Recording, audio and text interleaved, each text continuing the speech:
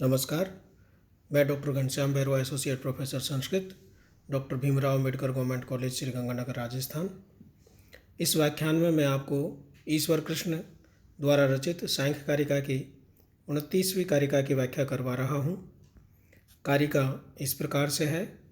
स्वालक्षण्यम वृत्तिर्त्रयस्य सैषा भवत्या सामान्यकरण वृत्ति ही प्रमाणाध्या वायवः पंच।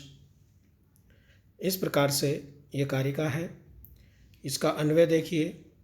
त्रयस्य स्वालक्षण्यम वृत्ति सा ऐसा असामान्या वृत्ति ही भवति प्राणाध्या पंच वायवः सामान्य करण वृत्ति। ये त्रयस्य जो शब्द आया है इसका तात्पर्य है कि तीन की। तो ये तीन कौन है, इस कारिका में इसका उल्लेख नहीं है। प्रसंगवश ये समझना पड़ेगा कि तीन से तात्पर्य है यहाँ पर कि जो अंतःकरण से संबंधित है, अर्थात बुद्धि, महत,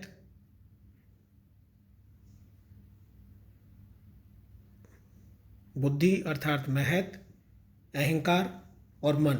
ये तीन, महत, अहंकार और मन, ये तीनों अंतःकरण की प्रवृत्तियां हैं। और ये तीनों अंतःकरण की प्रवृत्तियों का हम पूर्व में व्याख्यान कर चुके हैं।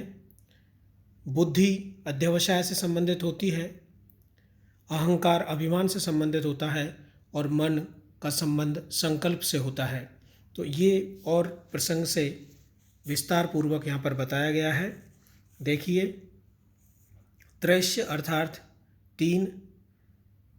तीन कौन? महत्त्व, अहंकार और मन।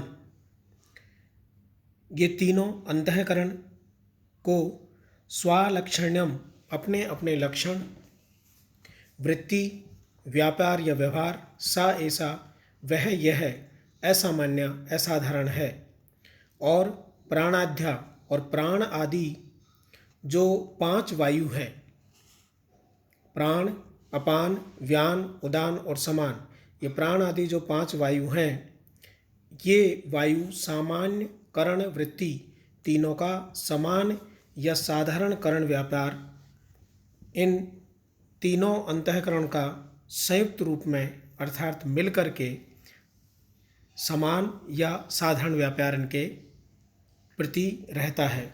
विस्तार से समझने के लिए देखें। तीन अंतःकरण का अपना अपना लक्षण या व्यापार है, जो हम पूर्व में भी बता चुके हैं।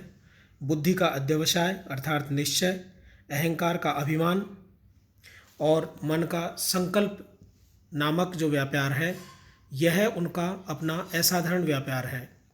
प्राण आदि पांच वायु अर्थात जीवन धारण तीनों अंतःकरणों का समान करण व्यापार है।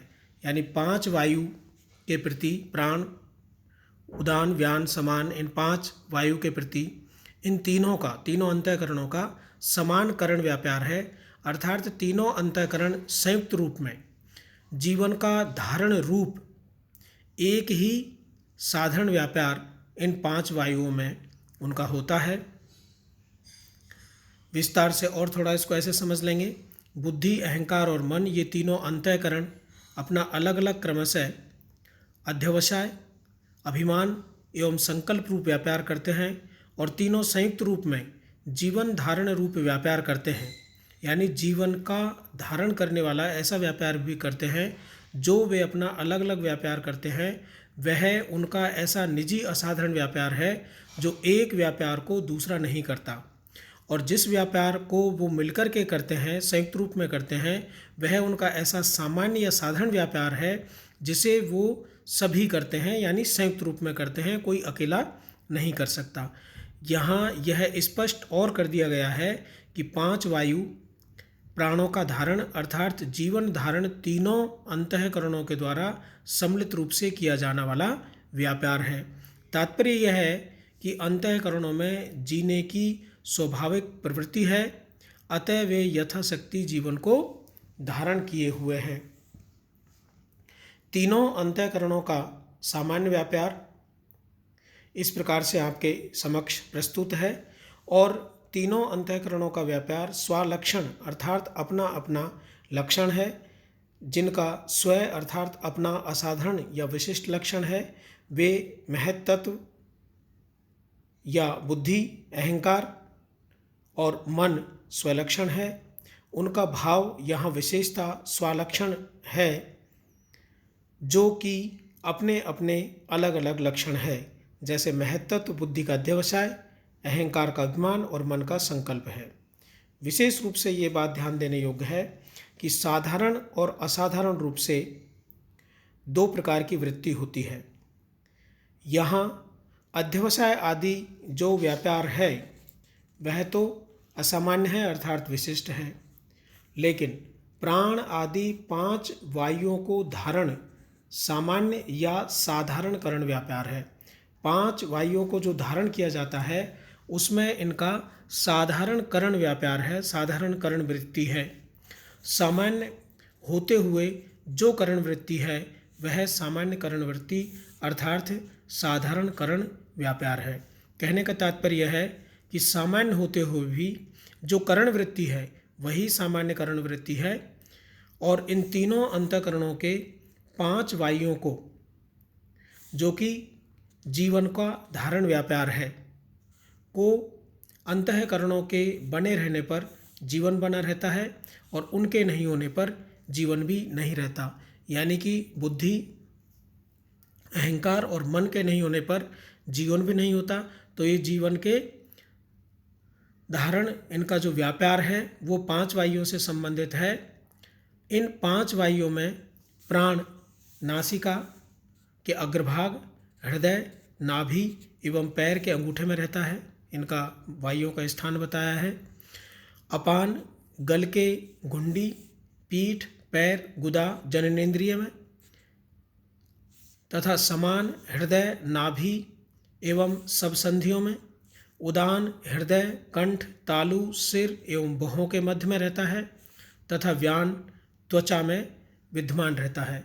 इस प्रकार इन 5 वायुओं के प्रति जो जीवन का धारण है, जो जीवन का आधार है, जीवन का आधार है 3 अंतःकरण। और 3 अंतःकरण का पुनः फिर से एक बार और मैं नाम बता देता हूँ कि प्रकृति से जो उत्पन्न होता है महत, जिसको हम बुद्धि भी कहते हैं, और उस महत से अहंकार उत्पन्न होता है।